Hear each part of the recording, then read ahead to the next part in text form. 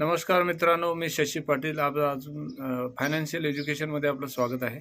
आज आपण थोडं माहिती घेऊया संयमाविषयी. संयम म्हणजे काय? आता संयम म्हणजे नेमकं काय? संयम म्हणजे निष्क्रिय बसून असं वाट पाहणे नव्हे बरं का. तर स्वतःवर विश्वास ठेवून स्वतःमध्ये सुधारणा करत आपलं ध्येय निश्चित गाठायला वाटचाल करणे, याला संयम म्हणतात. आता संयम कुठं कुठं कामात येतो? तर ते आपल्याला 3 जे पॅरामीटर मागं बोललो होतो आपण, हेल्थ, वेल्थ आणि रिलेशनशिप. एखाद्याला वजन कमी करायचं आहे, लगेच आज काही खाल्लं म्हणजे लगेच दुसऱ्या दिवशी कमी नाही होणार.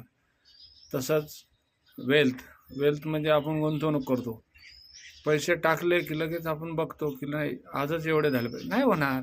त्याला संयम ठेवावं लागते, सातत्य ठेवावं लागते. त्याचा आपल्याला फायदा असा होतो की संयमानं जर आपण गुंतवणूक केली तर ती तुम्हाला मल्टिपल टाईम त्याचा फायदा होऊ शकतो. जसं की आपण काय म्हणतो त्याला, चक्रवाढ व्याजाला व्याज भेटते. हळूहळू गुंतवणूक करत राहायचं, त्याचा फायदा नेहमीच होतो. संयमाचा आणखीन काय आहे तर तुमच्या सामाजिक जीवनात पण फरक पडतो. कसं, संयमानं जर आपण वागलो, नातेसंबंध आपले चांगले राहतात.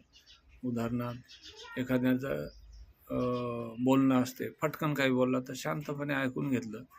तो का बोलला असेल तर ठीक आहे, त्याच्या डोक्यात काहीतरी असू शकते बाबा, तर आपण थोडं संयमानं घेतलं, त्याला समजून घेतलं तर त्याचा फायदा निश्चितच होतो.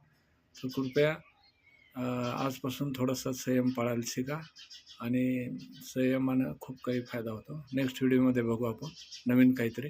तोपर्यंत धन्यवाद.